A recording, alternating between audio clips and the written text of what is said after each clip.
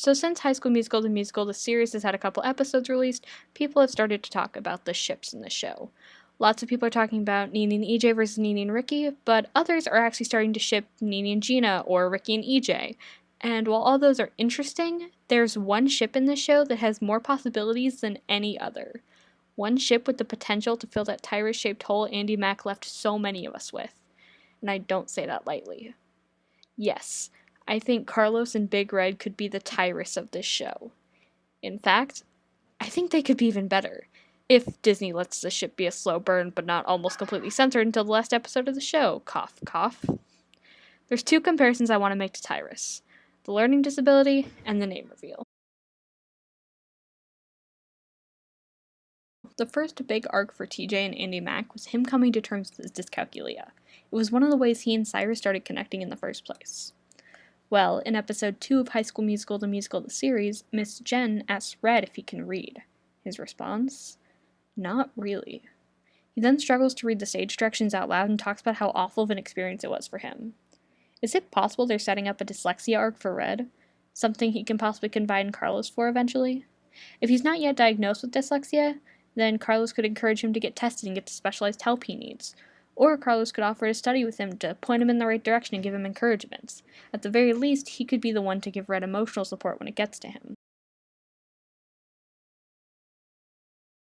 The other comparison I wanted to make was, to me, a lot more obvious.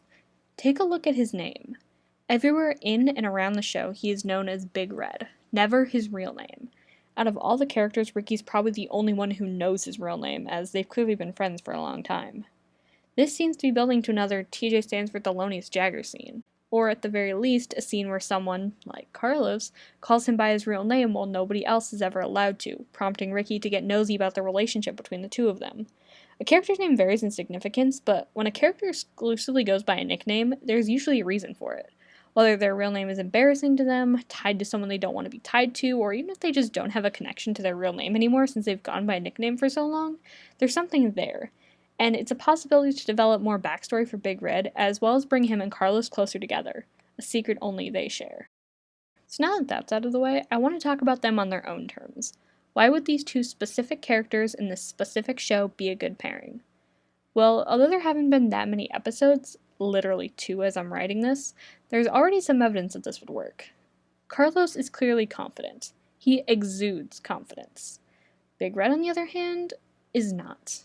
In comparison to Carlos especially, he's fairly quiet. In fact, in the promotional material for the show, for his character, it says, Big Red wishes the theater kids had inside voices.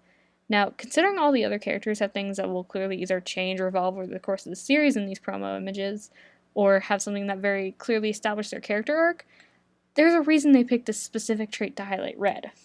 Out of all the characters, who has the least inside voice of all of them? Carlos.